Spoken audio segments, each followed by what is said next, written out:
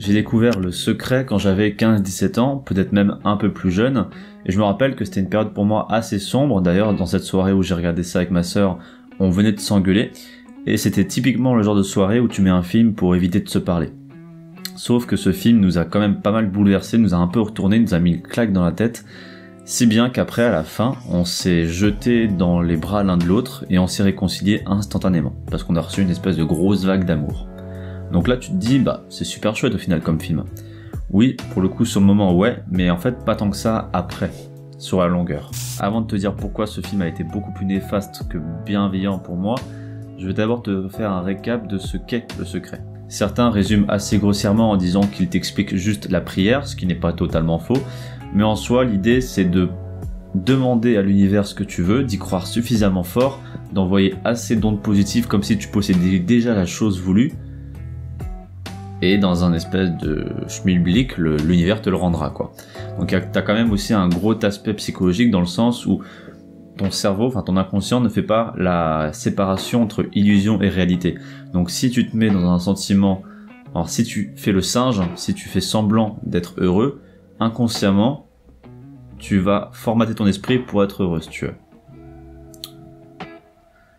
Ça marche un peu aussi avec les côtés négatifs. Si tu as l'impression qu'il t'arrive que des conneries dans la vie, il va forcément t'arriver beaucoup plus de conneries, tu vas attirer beaucoup plus de conneries à toi. C'est un peu le karma aussi. Enfin, tu vois, c'est un gros mélange de tout ça. C'est un gros mélange de... On t'envoie ce que tu projettes. Le fameux boomerang, tu vois, le boomerang que tu envoies à l'univers, ce que tu envoies comme demande, l'univers te le rend. Ce qui est un peu vrai quand même, on voit ça beaucoup dans le dev perso, dans la psychologie, dans la spiritualité. Donc t'as pas mal de choses qui sont vraies dans Le Secret. J'ai le souvenir d'un témoignage d'un gars qui galérait à trouver une place de parking, et en gros il a demandé à l'univers, grâce au secret, d'avoir toujours une place de parking, et il trouvait apparemment toujours une place de parking. Je dis apparemment parce que c'est ce genre de documentaire un peu ésotérique, un peu mystique, avec des musiques inspirantes, avec une espèce de grain bizarre, tu vois, propre au documentaire mystique. Bonjour. Donc voilà, c'est ce genre de truc où tu peux avoir des réticences, ne serait-ce que par l'aspect visuel du truc. Maintenant, il y a aussi un gros pan du documentaire, parce que c'est un film documentaire, qui parle du processus mental intérieur et qui dit qu'en gros tout vient de soi, que si tu as un processus mental qui tend vers la réussite, tu vas attirer à toi la réussite, et si, dans le cas contraire, tu tends vers l'échec, l'échec sera présent dans ta vie. Et sur le moment, ça a été une superbe expérience qui nous a assez bouleversé, comme je te l'ai dit, c'était vraiment une grosse claque en mode la vie c'est ça, on t'a menti Et sur le moment, c'était vraiment une très belle expérience parce que c'est vraiment ce genre de documentaire, de film, de livre, de trucs, enfin de concept qui peut te retourner toute une vie, qui peut te mettre une claque dans la gueule et te dire ah putain, j'aurais dû savoir ça depuis des années. Du coup, où est le problème vraiment? C'est un peu le souci majeur de tout ce genre de film un peu mystique, un peu ésotérique, c'est qu'ils me passent plus du baume sur les blessures qu'essayer de les réparer, si tu veux. Genre ils te font plus des belles promesses, enfin ça fait beaucoup de bien sur le moment, mais sur le long terme, tu peux tomber de très haut une fois que tu reviens à la réalité. Parce qu'au final, c'est pas la réalité qu'ils te disent. Ils te disent en gros, dans le secret là, de croire de manière positive et tu auras tout ce que tu veux. Et dans la réalité, ça se passe pas comme ça. T'as toujours des imprévus, des incohérences, tu sais pas forcément toujours tout ce que tu veux, tu te demandes pas forcément ce que tu veux, même si tu as l'impression de le faire. T'as aussi la théorie du chaos qui dit que en gros, la vie en général t'apporte des expériences parfois négatives sans que tu aies un contrôle sur ces événements, parce que les autres affectent ta vie, la vie affecte ta vie. Donc tu vois, il te met pas vraiment dans la réalité. C'est plus ce genre de documentaire quand t'es un peu fragile, où ça te fait du bien d'entendre ça, tu vois. Ça te fait respirer, ça te fait lâcher. T'as plus l'impression d'avoir le poids sur toi, le poids du monde sur toi. Et pour moi, il y a vraiment 3 gros problèmes majeurs dans Le Secret. Le premier, c'est qu'on est un peu au pays des bisounours. On va, comme je te l'ai dit juste avant, te mettre du baume, hein, tout va bien se finir, il suffit d'y croire, il suffit de positiver et la vie sera belle. C'est un peu le pays des licornes, le pays des arcs-en-ciel où ils vécurent heureux et eurent plein d'enfants. Et la réalité, on est un peu loin de ça. Et à trop nous mettre dans cette direction, parce que moi, comme je te dis, j'étais jeune, hein, j'avais entre 14 et 17 ans, donc j'étais une personne vachement influençable, vu que j'étais pas encore construit, j'étais pas encore solide. Donc lorsque tu regardes ça, qui est au final un discours assez tranché, hein, c'est pense à la réussite et tu réussiras, pense à l'échec et tu échoueras, sauf que c'est un peu plus nuancé la vie, l'expérience réelle de la vie est un peu plus nuancée, Donc quand on te met trop dans une direction tranchée comme ça, bah ça t'enlève un esprit critique qui lui va te permettre de pouvoir analyser les situations avec un point de recul et justement te donner l'option de ne pas prendre cette voie et t'empêcher de prendre des situations à risque. Parce que si tu te dis je vais prendre une situation et y penser forcément positif, y penser positivement, ça va forcément m'aider à accomplir cet objectif, à réussir cet objectif, bah tu vas pouvoir te prendre pas mal de murs dans la gueule. Alors que si tu as un esprit critique qui te permet de prendre du recul sur les situations et donc d'analyser clairement, limpidement telle que la situation est, alors là tu pourras avoir consciemment l'idée de te dire non, cette situation pue, et même avec toute la bonne volonté et toute l'énergie positive du monde, je ne vais pas réussir à m'en sortir. Donc l'option la moins risquée, donc la plus enviable, c'est de prendre l'option numéro 2. Et avec un truc comme ça, comme le secret, où il te donne des idées tranchées, tu peux emprunter n'importe quelle voie. Si tu penses de manière positive au succès, alors tu réussiras. Sauf que non, ça ne marche pas comme ça. Après, le mot critique, il est un peu connoté négatif, mais là, je veux mettre une petite parenthèse là-dessus. Avoir un esprit critique, c'est pas forcément avoir un esprit critique négatif sur la chose, tu vois. C'est juste prendre une situation et savoir évaluer les côtés positifs et les côtés négatifs. C'est pas en fait mettre de l'émotion ou une idée préconçue sur la chose que tu es en train d'analyser. Avoir un esprit critique, c'est voir la chose telle qu'elle est et pouvoir se dire, ok, cette situation est comme ça, si j'y vais, je peux avoir ces bénéfices, mais je peux... Ah, putain, c'est chiant de pas avoir mis le silencieux. Si j'y vais, je peux avoir ces bénéfices, mais si j'y vais, je peux aussi avoir ces inconvénients. Avoir un esprit critique, c'est vraiment être, en gros, impartial, c'est être le juge, tu vois. Parce que si tu vas dans un quartier chaud et que tu vas avec des bonnes pensées positives, et que tu te fais agresser, mais que tu continues à positiver en mode tout va bien se passer, non, ça peut très mal finir. Tu peux peut-être te faire violer, tu peux peut-être te faire racketter, on peut t'enlever un rein, j'en sais rien, par rapport à dans quel quartier tu vas. Tu peux te faire tuer carrément. Donc non, ça peut être très dangereux de ne pas justement avoir cet esprit critique qui te permet d'analyser la situation concrètement, correctement, et de te dire, ok, là c'est bien, là c'est pas bien. Donc par rapport à ces informations, j'analyse et surtout j'adapte mon comportement à ces dites situations. Et le second gros défaut, selon moi, c'est que ça manque beaucoup d'action. On te dit dans le secret qu'il suffit d'y agir, qu'il suffit justement d'y penser de manière positive et active, et dans un processus assez mystique, les choses vont arriver. En gros, c'est pas super mystique, c'est ce qu'on appelle le principe de visualisation en dev perso. La visualisation, c'est, comme je te l'ai dit juste avant, le cerveau, enfin l'inconscient ne fait pas la différence entre réalité et imagination.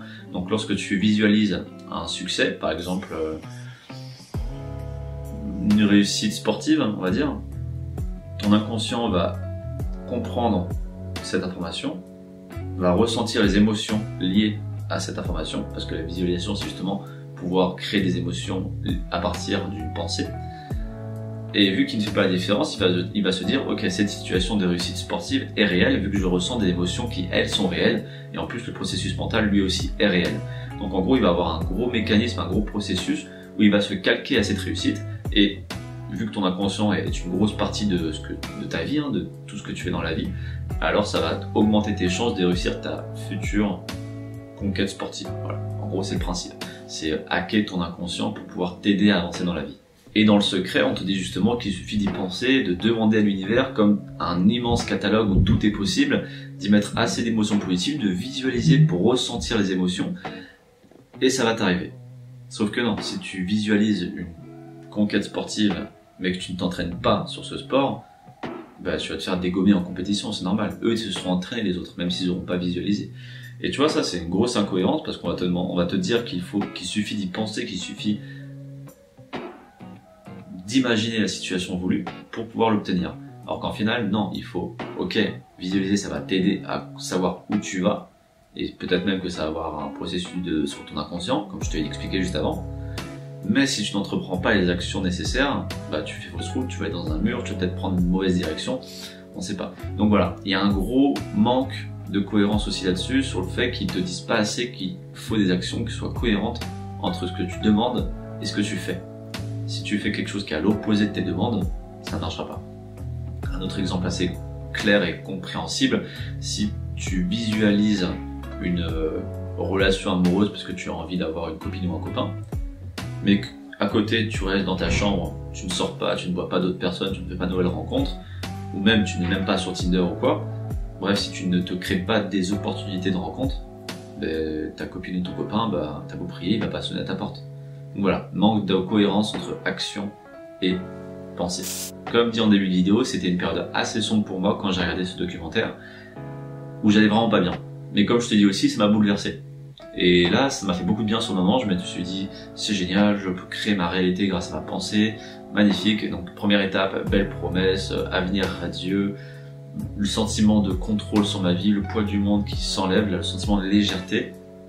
Magnifique. Cependant, quand tu ne vas pas bien, tu as pris l'habitude d'avoir un processus mental très négatif.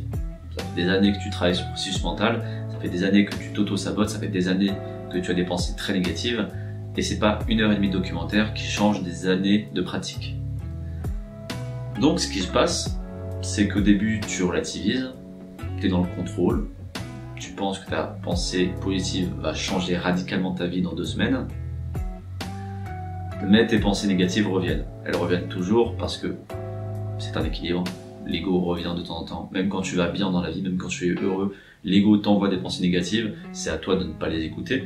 Mais donc quand tu ne vas bien, les pensées négatives reviennent très vite et très fort. Et là tu es en mode non, je ne veux pas de pensées négatives parce que je ne veux pas créer de réalité négative, allez-vous-en, je ne veux que du positif. Mais elles reviennent quand même. Donc tu as conscience que ta pensée négative crée ta réalité négative, donc tu essaies de penser positivement, mais tes pensées négatives, elles, reviennent quand même. Donc tu te dis que tu es en train de créer, malgré toi, une réalité négative, alors que tu veux créer une réalité positive. Et en fait, cette prise de conscience que tu contrôles tes pensées, ou du moins que tu contrôles ta vie par tes pensées, vu que c'est un peu le concept du secret, bah en fait ça creuse ta détresse, ça creuse ta culpabilité à ta détresse, et tu dis c'est de ma faute, je ne fais que penser négativement, donc je ne fais que créer ma réalité de manière négative, et je n'arrive pas à faire autrement, donc je ne suis qu'une merde, ça ne sert à rien, etc. Blablabla. Donc au final, moi c'est ce qui m'est arrivé, hein, ça a eu un effet vachement baume, comme je te dis, c'est de la pommade.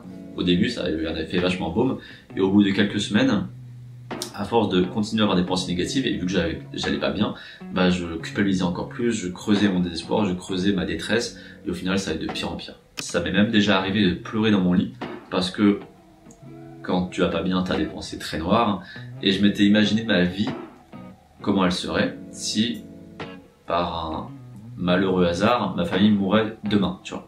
Donc si ma sœur et mes parents mourraient, je me dis comment je m'en sentirais. Et là, vu que j'avais la conscience que ma pensée crée la réalité, je m'étais dit, oh, je vais tuer mes parents, et je vais tuer ma sœur, je vais tuer ma famille. Et j'ai pleuré mais comme un bâtard parce que j'étais en train de penser à la mort de ma famille, et le secret m'avait c'était tellement rentré dans mon crâne, vu que j'avais que 14 ou 17 ans comme je t'ai dit, donc j'étais comme quelqu'un de très influençable encore une fois. Ça m'était tellement rentré dans le crâne que j'avais l'impression que j'allais créer cette réalité. Et du coup je culpabilisais parce que je m'étais dit que c'était moi qui étais en train de tuer mes parents grâce à ma pensée. Donc tu vois jusqu'où ça peut aller très loin. Tu peux vraiment prendre les problèmes du monde entier pour toi. Parce que cette règle qui est censée t'apporter du bonheur, c'est-à-dire créer ta réalité grâce à des ondes positives, lorsque tu vas pas bien, lorsque tu es en fragilité psychologique, lorsque tu n'es pas soutenu par une aide extérieure, lorsqu'on te donne juste l'information du secret, le documentaire comme ça ou le livre, ton côté pas bien, ton côté qui est dans un mal-être, prend cette information que tu crées ta réalité par ta pensée et s'en sert comme carburant pour creuser ta détresse. Et le fait que tu ne sois pas accompagné, qu'on te donne juste l'information, c'est très dangereux parce que ce sont des informations qui sont très puissantes. Le fait de créer ta réalité par la pensée, bah, c'est quelque chose qui marche grâce à la visualisation. Si tu t'y prends correctement, ça marche bien. T'as beaucoup de gens qui sont millionnaires ou qui ont des réussites professionnelles conséquentes qui te disent que tous les matins ou tous les soirs avant de se coucher, ils visualisent leur réussite du lendemain. Donc effectivement, c'est quelque chose qui marche, c'est quelque chose qui est puissant. Mais du coup, quelque chose qui est puissant dans des mauvaises mains ou dans les mains de quelqu'un qui n'est pas assez solide, qui n'a pas assez d'épaules pour en faire quelque chose de bien, bah c'est ce qui se passe dans tous les films de super-héros où le héros pète un plomb, où un individu qui est un peu faible psychologiquement a des grands pouvoirs d'un coup. Qu'est-ce qui se passe? Le gars il pète un plomb, il devient méchant, il devient psychopathe, il devient un tyran. C'est exactement ce qui se passe. On te donne une information qui est très puissante, mais qui est très compliquée à prendre en compte quand tu es fragile. Et du coup, ça peut faire l'opposé de l'action voulue, à savoir te creuser encore plus ta détresse. Et donc ça, c'est un truc qu'ils disent pas, c'est un truc que plein de gens ne disent pas pour ce genre de grosses vérités fortes. parce que c'est un manque de pédagogie. Et moi, je trouve que c'est important de mettre vraiment le point là-dessus, c'est que mal, parce que là, c'est des outils. Et si tu te sers mal de ces outils, tu peux ruiner ta vie avec ces 10 outils. Voilà pour moi ce qu'est le secret. Donc, comme je viens de le dire, pour moi, c'est une vérité quand même assez conséquente, assez dense, assez importante, mais expliquée de manière trop simple. Il n'y a pas assez de nuances et on te met pas assez en garde sur les potentiels dangers et surtout comment la pratiquer. Enfin, pour moi, je l'ai vraiment mal interprété. Peut-être que c'est que moi, peut-être que je suis le seul, mais en général, on n'est jamais vraiment seul, donc ça m'étonnerait. À mon avis, il y a plein de gens qui ont souffert de ça aussi. Donc, faites gaffe à ce que vous lisez, à ce que vous voyez, avec quoi vous vous construisez. Diversifiez vos sources et surtout, construisez-vous un esprit critique. Critique non forcément négatif, mais critique dans l'ensemble, critique dans voir le côté positif et le côté négatif des choses pour ne pas être dépendant de l'un ou de l'autre, mais justement prendre la voie du milieu. C'est tout pour aujourd'hui.